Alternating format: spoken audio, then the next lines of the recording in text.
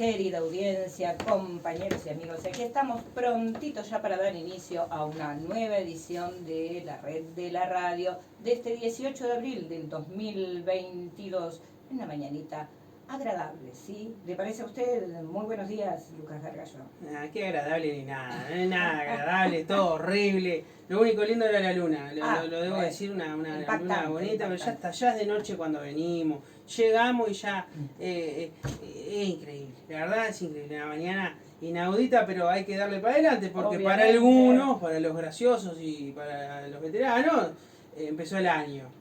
Para mí empezó el 1 de enero, pero yo me puedo confundir. Para algunos empieza el año ahora, para otros hace 4 estamos pidiendo por favor que llegue fin de año ya. Yo no doy más, estoy deseando ver chirimbolo en las góndolas de los supermercados, pero está. Para ahora sí nadie puede decir que está esperando que empiece el año, a no ser que alguno venga y diga, no, para mí arranca el día después de vacaciones de julio. Que estamos, ya que estamos, podemos decir cualquier cosa. La recta enfilando ya a fin de año, sí, tal cual. Empezó el año, así que a tomarse un vasito con agua, hasta el fondo, no dejando nada en el vasito de agua, y vamos a darle para adelante. ¿Cómo no? Para ello los invitamos a que nos acompañen en la mañanita aquí por la 40, Radio Fénix, la 1330 del dial AM, y vamos a recordarle las vías de comunicación que son varias. Empezamos con el WhatsApp 099982440, Twitter @la radio coop_uy. ¿Por qué digo coop? ¿Soy tartamudo? No soy tartamudo. Es @la radio coop porque tiene doble O de la radio cooperativa. La radiocooperativa.uy, además es el portal donde subimos las entrevistas y las noticias que surgen tanto de la red de la radio como de Ciudades Invisibles, que son los dos y únicos productos de la radio cooperativa en Radio Fénix. La semejanza con la realidad es pura coincidencia. De 7 a 9 la red de la radio, los acompañamos y después vienen nuestros compañeros, compañeres de Ciudades Invisibles a terminar de acompañarlos hasta las 10 de la mañana. De eso es de lo que nos hacemos cargo. De 7 a 10 de la mañana en la radio cooperativa por Radio Fénix. También tenemos el Telegram, la radio cooperativa UY, el Facebook homónimo, es decir, tiene el mismo nombre, así que búsquennos y vamos a estar. Tenemos el portal. El portal asociado, Octubre Noticias, Octubre que es el Octubre es con K, es decir, octubrenoticias.com, que también está en Instagram, en Facebook, en todos lados. Es insoportable, Octubre Noticias, que además se vienen novedades, vamos a ir contando por acá. ¿Algún otro vía de comunicación me estoy olvidando? Tenemos la internacional, la preferida de Luca Veloz. La didáctica, la interactiva, la pedagógica, Radio Garden, que nos permite ahí escudriñar varios lugares del mundo. El otro día dije Moldavia, Senegal. Bien, bueno, ahora usted imagínese que pone Senegal y justo se cruza con un pastor vendiendo humo.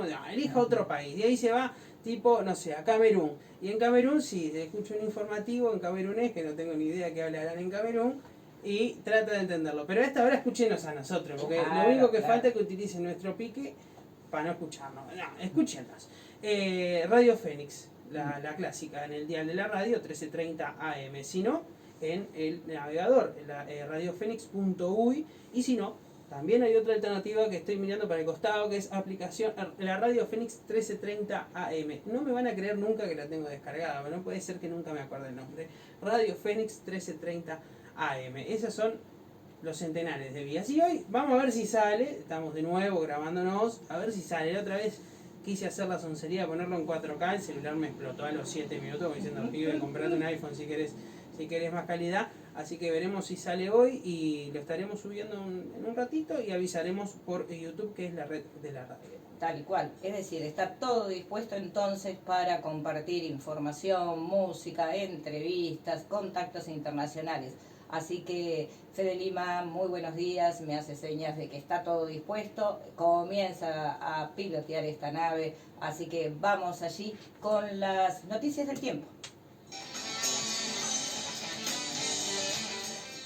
Servicio a la población. 30 minutos de noticias. Informan 1330 AM Fénix, Radio Camacuá, la radio de AEB, la radio cooperativa del Uruguay y Octubre Noticias. Presentan las noticias Luca Veloz, Lilian Firpo y Lucas Gargallo. El tiempo antes de salir. En estos momentos tenemos 15 grados de temperatura más 3 décimas y el cielo se presenta nuboso. Los vientos corren a 4 kilómetros en la hora y soplan desde el noreste. 1022 hectopascales, la presión media a nivel del mar. 89% es la humedad y tenemos 12 kilómetros de visibilidad. Para el día de hoy, lunes 18, se preveía una mínima de 13 grados con una máxima de 23. El cielo se presenta en la mañana nuboso y cubierto, pero con baja probabilidad de precipitaciones. Tarde-noche nuboso, periodos de algo nuboso, con probables precipitaciones, pero aisladas. Martes 19, 13 de mínima, 25 de máxima. En la mañana el cielo se va a presentar nuboso con periodos de cubierto, con algunas neblinas. Tarde-noche nuboso, periodos de cubierto. Miércoles 20, 13 de mínima, 26 de máxima. En la mañana se va a presentar el cielo nuboso y en la tarde-noche nuboso y cubierto. Vamos a compartir los datos del Instituto Nacional de Meteorología, el INUMED, que nos comparte cómo se presenta el clima en todo nuestro territorio nacional, incluida, por supuesto, la base científica antártica Artigas. Allí hay 0.7 grados centígrados y está presente el símbolo del viento. Nos vamos hacia el otro extremo, el norte, y tenemos que en Artigas hay 13 grados de temperatura con 7 décimas. Salto tiene 12,2, Paysandú 13,5, Soriano 15,4. Colonia 16,2, al sur, como decíamos, 15,3. Nos fuimos hacia el este y hay Maldonado 13,8 y ahí está bastante nuboso, y en Rocha directamente ya está cubierto y hay 11 grados de temperatura. La Valleja tiene 9 grados y Cerro Largo 13. Rivera también tiene 13,6 y en Tacuarembó está dividido. Al norte hay 10 grados y al sur 15,9. Durazno también tiene 15 grados de temperatura y está presente el símbolo del viento en todo nuestro territorio nacional.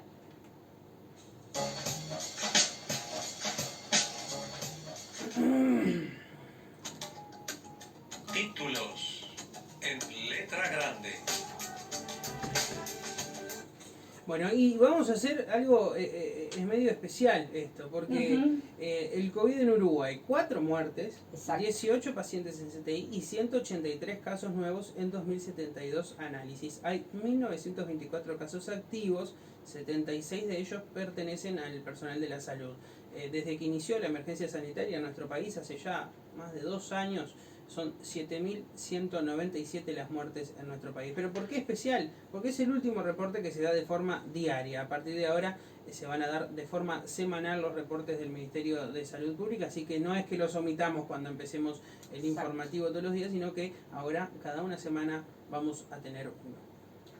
Más de 160.000 personas salieron del país entre el 8 de abril y el 16 de abril. En Semana de Turismo, una cantidad similar de individuos ingresó a Uruguay. De los egresados, 127.984, el 79% eran uruguayos. El Departamento de Estadísticas de la Dirección Nacional de Migración brindó nuevamente los datos de ingresos y egresos del país, actualizados hasta el pasado viernes. En tal sentido, se destaca que en este periodo salieron un total de 161.531 personas.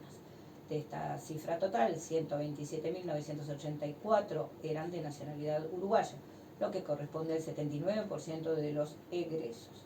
Salieron del país 20.883 argentinos, 4.355 brasileños, 1.725 paraguayos, 919 venezolanos y 5.665 ciudadanos de otras nacionalidades. En los puntos de control fronterizo, en el límite con Brasil, Río Branco fue el que más egresos tuvo, con 12.451 personas, un 8%. Chuilo sigue con 9.079, un 5%. Y Rivera con 3.724, un 2%.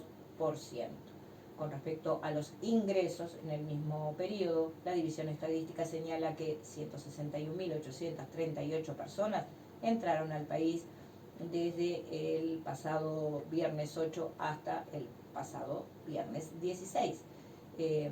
Luego de los rioplatenses, las nacionalidades que más ingresaron a Uruguay fueron los brasileños, con 8.895 personas. Y después siguen los paraguayos, colombianos, etcétera, etcétera. Y con respecto a los puntos de control, Migración destaca que 34.078 lo hicieron por Fraiventos, 32.239 por Paysandú, 29.650 por Colonia, 22.025 por Salto y 13.788 por el Aeropuerto Internacional de Carrasco. Por Buquebús llegaron 9.492 personas y por el Chuy 8.001. Río Branco 6.449 por Rivera 2.751. Por primera vez en muchos años es superada justamente la entrada de uruguayos por Fraiventos que por Colonia, que siempre había más tránsito por Colonia que por el litoral nuestro. Y siempre hay algún sonso que quiere decir que esto significa algún tipo de señal de bonanza, y en realidad son decenas de miles de uruguayos tratando de ir a cargar el tanque. Porque no es que me voy a Bariloche, me voy a Ushuaia a comer cangrejo gigante, no, son gente, uruguayos que están desesperados porque no están llegando y están tratando de cruzar a comprar nafta en las ciudades argentinas, que está a menos de un tercio, está a 22 pesos uruguayos el litro de combustible del lado argentino. Así que bueno, es otro síntoma de la terrible crisis en la que estamos y que de a poco se van viendo los signos. Hablando de crisis, bueno, la crisis en seguridad, asesinaron a un joven de 23 años en Barrios Blancos, tenía una herida de arma de fuego. La víctima había sido derivada a un centro de salud en Pando, donde se constató su fallecimiento, y en este momento está siendo investigado por Fiscalía. Personal del Departamento de Homicidios del Ministerio del Interior trabaja para aclarar la muerte del joven de 23 años que fue llevado por particulares al Ministerio de Salud Pública de la ciudad de Pando, presentando una herida de arma de fuego. Según manifestaciones de testigos, el hecho ocurrió en Senda 2, en Paso Escobar, jurisdicción de la 25, la seccional de Barros Blancos. Allí las autoridades policiales lograron recuperar varias vainas y observaron una mancha de sangre. Cuando realizaban las actuaciones recibieron un comunicado del centro de salud que informaba el fallecimiento de la víctima. O sea que, al parecer, según la noticia, estaba tanto herido de fuego como herido de arma blanca. Del hecho se encuentra a cargo la fiscal Silvia Blanca. Y seguimos con lamentables noticias. Investigan homicidio en el Cerro. Asesinaron a un hombre de 31 años. Según supo Montevideo Portal, el fallecido tenía antecedentes penales. Llevaba consigo un morral y dentro había una pistola. La policía investiga la muerte de un hombre de 31 años que fue asesinado en la madrugada de este sábado, según informó Telemundo y confirmó Montevideo Portal, con fuentes de la investigación. El crimen ocurrió en Mártires de la Industria Frigorífica y Caminos Civiles en el Cerro de Montevideo. Según testigos, el hombre llegó hasta el lugar en auto acompañado de una segunda persona. En el mencionado lugar descendió del vehículo y se dirigió a otro coche que aguardaba estacionado. De ese segundo coche salió un sujeto que le efectuó varios disparos que finalmente le provocaron su muerte. Tras los disparos, ambos automóviles se fueron de la escena. Vecinos avisaron a la policía que encontró el cuerpo sin vida. Al lado del cuerpo había un morral y en su interior una pistola. Se investiga este ajuste de cuentas. Supuesto ajuste de cuentas, ahora todo. Obvio.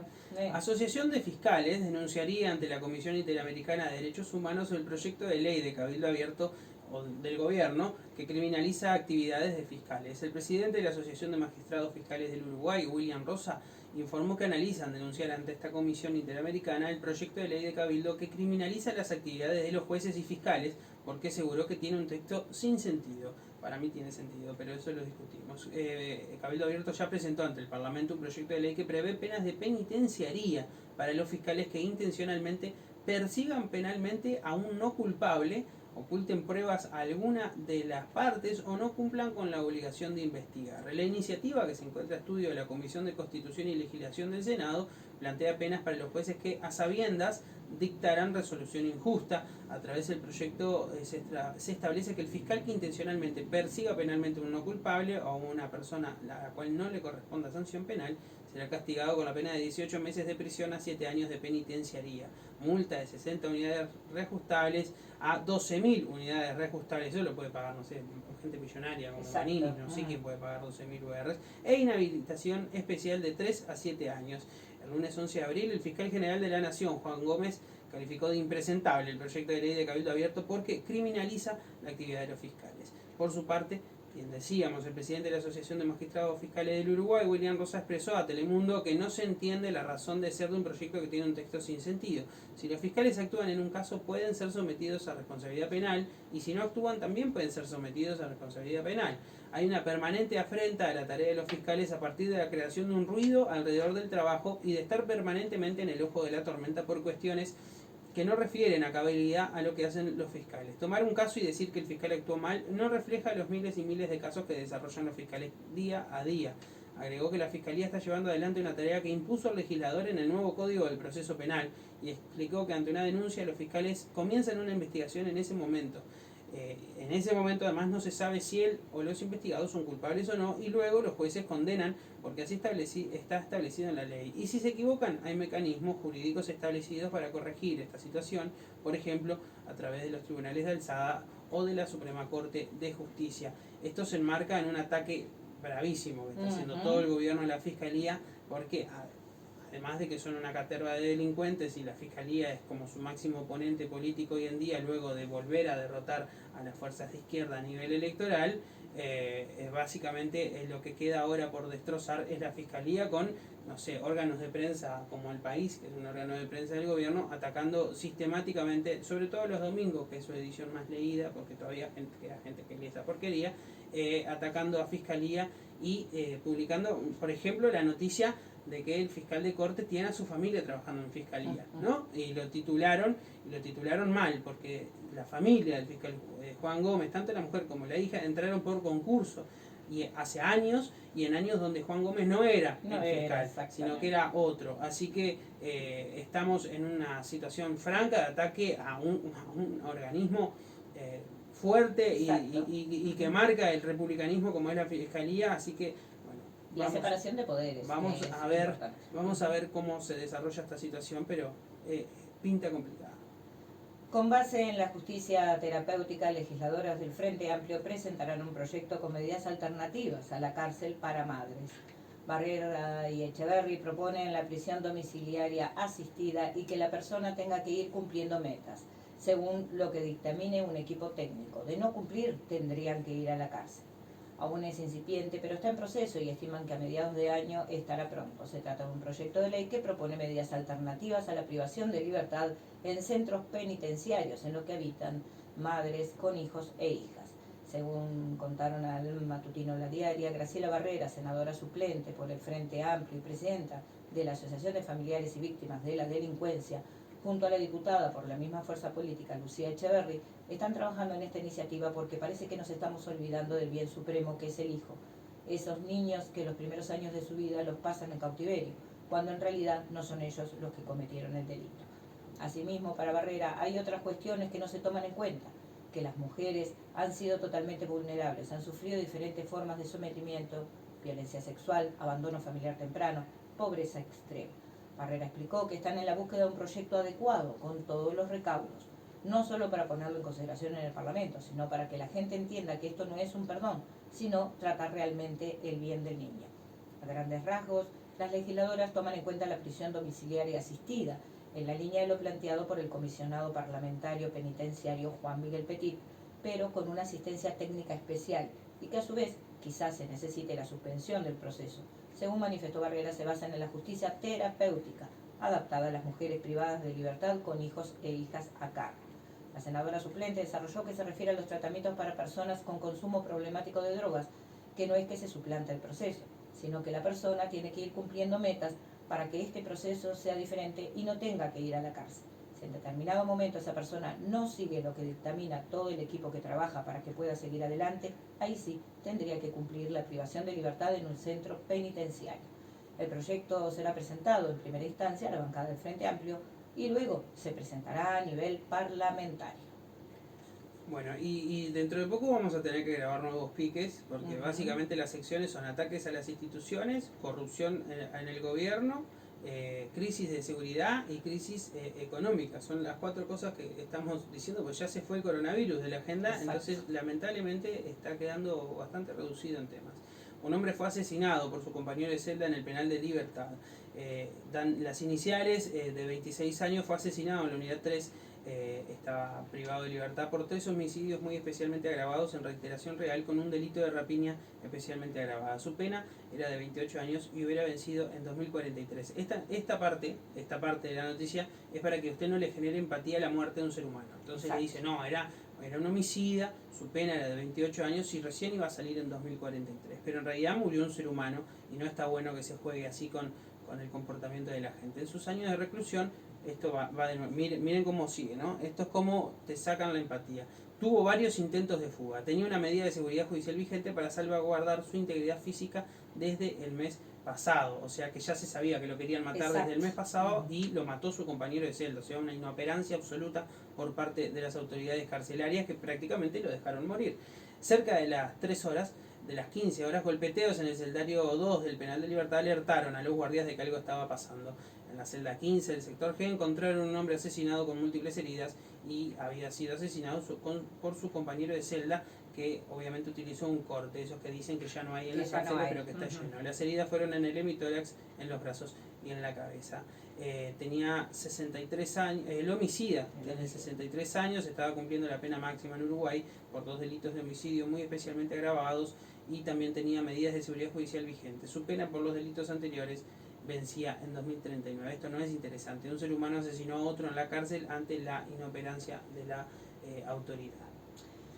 Mario Bandera renunció al Partido Nacional tras ser condenado por violencia doméstica. El ex candidato a intendente de Paysandú y ex alcalde fue denunciado y condenado por agredir a su pareja. El ex candidato a intendente de Paysandú, Mario Bandera, renunció al Partido Nacional tras ser condenado por violencia doméstica y tenencia no autorizada de armas de fuego. Bandera había sido denunciado por violencia de género por su pareja, la actual directora de Hacienda de la Intendencia de Paysandú. El presidente de la departamental del Partido Nacional, Gerardo Muria, dijo: hemos recibido la renuncia de Mario Bandera a su condición de convencional departamental y nacional del partido. La hemos acreditado sin más. Esta departamental está reunida desde ayer en sesión permanente y va a continuar analizando el tema, indicó Muria.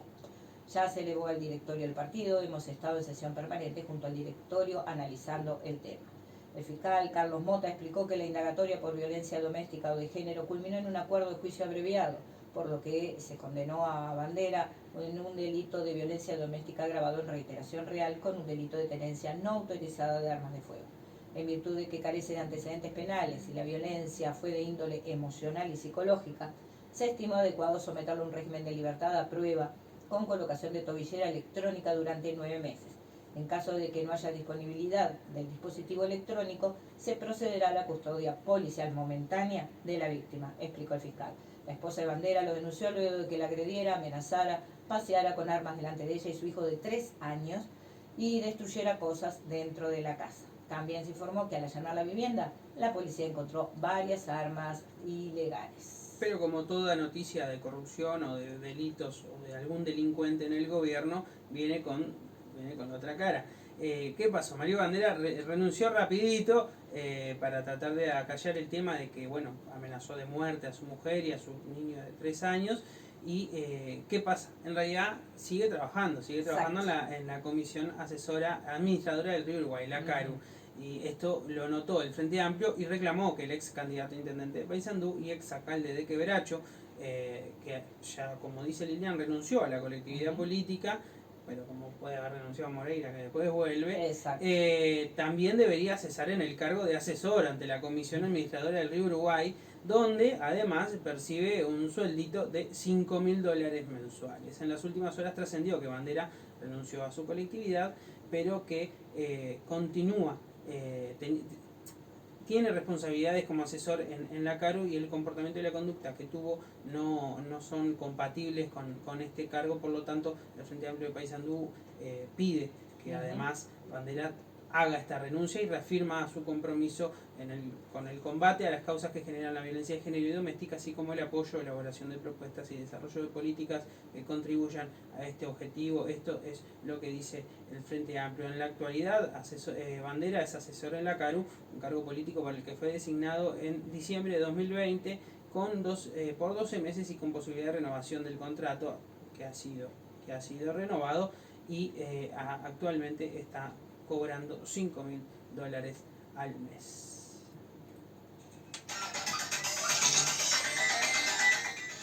Internacional.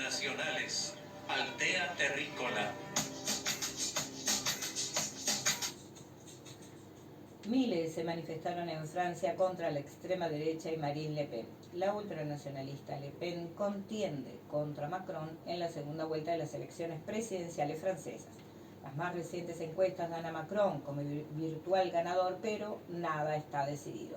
Unas 23.000 personas se manifestaron en Francia este sábado contra la candidata ultraderechista Marine Le Pen, que quedó en segundo lugar en las elecciones presidenciales detrás del presidente Emmanuel Macron, que busca la reelección. Según los datos del Ministerio del Interior, marchas y manifestaciones salieron a las calles en más de 50 localidades en todo el país, destacando grandes ciudades como Reims, Lyon, Nantes, Besançon y París, por supuesto. En la capital hubo casi 10.000 personas que protestaron contra Le Pen y sus propuestas ultraderechistas.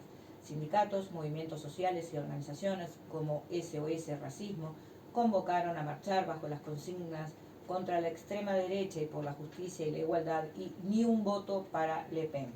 Analistas franceses creen que serán los votantes del ex candidato izquierdista Jean-Luc Mélenchon, que quedó de tercero y que en el mismo día de las elecciones, tras saberse que no había ingresado al balotaje, pidió a sus electores que no le dieran votos a la ultraderecha. Marine Le Pen no se mostró para nada complacida con las expresiones en las calles y afirmó en rueda de prensa que estas convocatorias eran antidemocráticas.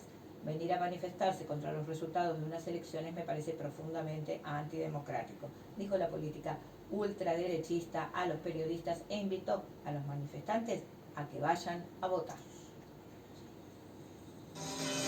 En otro orden, Rusia prohibió el ingreso a Boris Johnson, el primer ministro británico, y otros políticos de este país como respuesta a las sanciones de Occidente.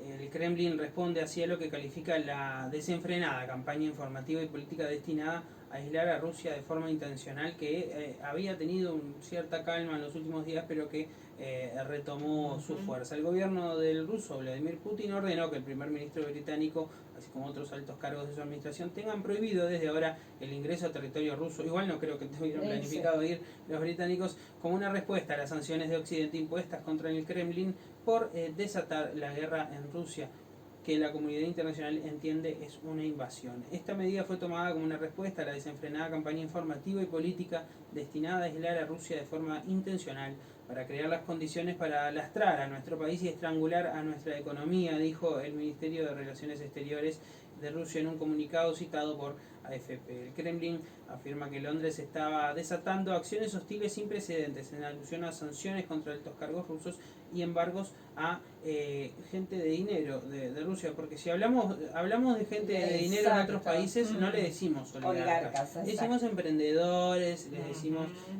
de alguna forma decorativa, empresarios, pero no, como son rusos, son oligarcas y además son cercanos a Putin. Los dirigentes británicos están agravando deliberadamente la situación en torno a Ucrania, entregándole al régimen de Kiev armas letales y coordinando esfuerzos similares en nombre de la OTAN, añadió la Cancillería rusa. Yo quiero hacer una pequeña actualización de lo que está pasando en Ucrania.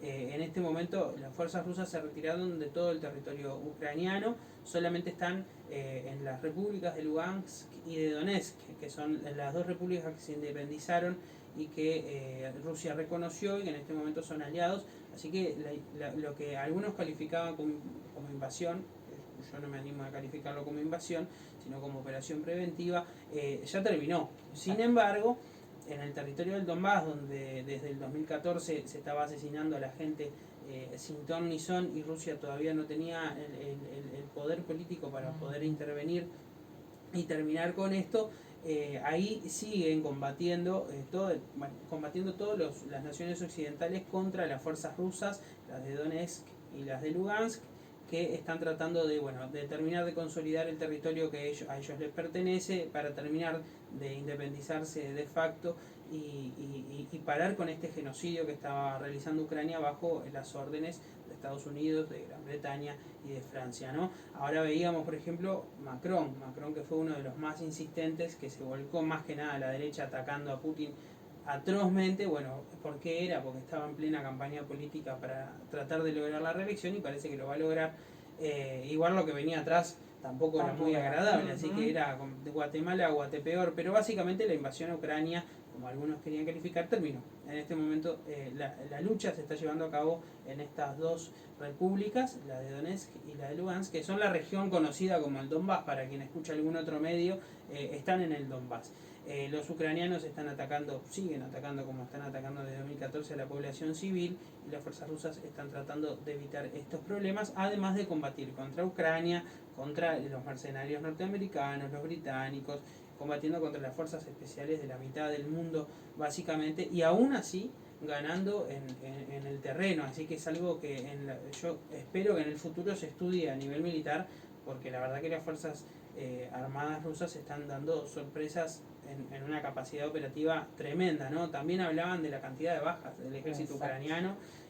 Zelensky, el humorista, que además es presidente, reconoció 3.000, pero Rusia habla de 23.500 soldados ucranianos, muchos de esos de las formaciones nazis o ultranacionalistas, desnazificados desde que comenzó la operación rusa. Así que hay una batalla informativa atroz, tremenda, que la verdad está muy bueno tratar de leer las dos campanas y darse cuenta que ninguna de las dos campanas dice la verdad, porque no es yo soy Team RT, si es que lo llegan a poder escuchar o leer, porque está totalmente censurado, o soy Team Infobae, ni siquiera es un medio, un medio, la BBC. Por ejemplo.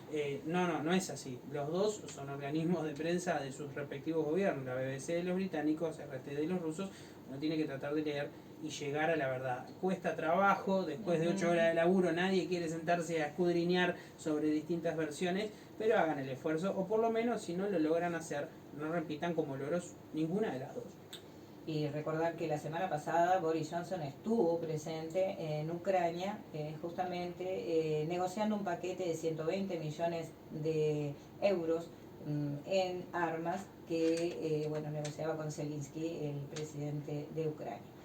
Fuerzas israelíes mataron a 6 palestinos en medio de 2 días en Cisjordania, en medio de escaladas de tensión. El gobierno israelí ha ordenado grandes redadas en zonas palestinas ocupadas y ha desatado el enojo de la ciudadanía palestina, que han reaccionado realizando protestas que derivaron en disturbios. Las autoridades policiales israelíes mataron a 6 palestinos en día y medio de disturbios en Cisjordania, en medio de escaladas de tensión, tras varios días de protestas e incidentes por las redadas desatadas por las fuerzas policiales de Israel. Según medios palestinos citados por la agencia EFE, la última víctima fue un hombre de 45 años, que falleció por las heridas de bala disparadas por policías judíos. Le habrían disparado en el pecho en la localidad de Beita, al norte de Cisjordania. Ese mismo día habían sido asesinados 2 jóvenes en barrios de la ciudad de Jenin, en medio de redadas en las que los policías arrestaron a unas 20 personas. En medio de todos estos eventos murieron otras 3 personas, en una de las jornadas más sangrientas de Cisjordania, que lucha contra la ocupación ilegal lanzada por Israel y reconocida como una invasión por parte de la comunidad internacional. Una de las víctimas era un abogado de 34 años, defensor de palestinos arrestados y especializado en derechos humanos. Posteriormente se confirmó que en la noche del asesinato murió un muchacho de 14 años que recibió impactos de bala de las tropas en la aldea de Husán, cerca de Belén.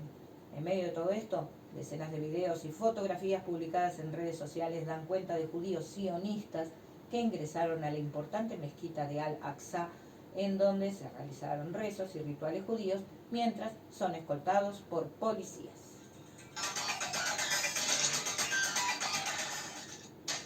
Deportes a pleno físico. Bueno, y el ganador de la Vuelta Ciclista, porque ya nosotros bromeamos con Ruta de América, bueno, no, ahora fue la Vuelta Ciclista en Uruguay, que empezó en 18 y terminó en 18. El ganador es Agustín Alonso, y este es competidor del Club Ciclista Ciudad del Plata, se convirtió en la tarde de este domingo el campeón de la edición número 77 de la Vuelta Ciclista del Uruguay. El ciclista llegaba a la 10ª y última etapa de la competición con una ventaja de 14 segundos, y este domingo logró consolidar el liderazgo para consagrarse campeón. En segundo lugar quedó Pablo Troncoso del Club Ciclista Fénix, al tiempo que Fernando Méndez del Club San Antonio de Florida se ubicó en tercer lugar. Alonso, de 26 años de edad y oriundo de Libertad, lideró la clasificación general individual desde la tercera etapa y se consagró en esta jornada, en una etapa que unió a Durazno con Montevideo, finalizando en la explanada de la Intendencia. El ganador de la última fecha fue Leonel Rodríguez del Club Unión Ciclista Vergara 33. Sin embargo, Alonso fue el competidor más parejo durante las 10 etapas, por lo que obtuvo el primer puesto en el podio. En tanto, en la clasificación por equipos, el Club Ciclista Ciudad del Plata se coronó campeón. Unifumpic de Brasil consiguió el segundo puesto y el Club Unión Ciclista 33 el tercer lugar. Bueno, el club del ganador, además fue el ganador de por equipos. Toda una sorpresa. En el Apertura, los resultados y posiciones de la 9ª fecha. Deportivo Maldonado ganó y mantiene diferencias de 6 puntos con sus dos inmediatos perseguidores, que son Liverpool y Wanderers. Los grandes quedaron a 9 puntos con 18, pero por jugar. Peñarol empató 0-0 con Cerrito y Nacional y River Plate empataron 1-1 en el Gran Parque Central y se alejan un poco de la meta, de la punta, de la cima de Deportivo Maldonado o Torreón. Sí. Uno de los que son verde y rojo. Sí, Deportivo Maldonado. Finalmente Racing jugará con La Luz la final del competencia. Si bien Racing perdió con Miramar y a Rampla le faltó un gol para superarlo en su victoria frente a Central por 5-0, La Luz ya era finalista desde la fecha anterior. El martes se fijan los detalles de la final y esto tiene que ver con el posible ascenso también de que tienen en competencia. Bueno, y hasta acá llegamos hoy. Algunas noticias medio algunas noticias medio un poco, no sé si dimos buenas noticias. No sé si llegamos a dar alguna buena noticia, pero seguiremos haciendo el esfuerzo de cómo terminar la lista, de que terminó bien, de que no hubo accidentes graves, hay esperanza. Así que estuvo bien. Así que bueno, hasta ahora saludamos a los amigos de YouTube, esperando que se haya grabado, porque yo hasta que no me pare y vaya hasta ahí a fijarme, no sabemos si se grabó, pero esperamos que sí. Pero esperamos que sí, y bueno, y ahora cuando lo subamos les avisamos.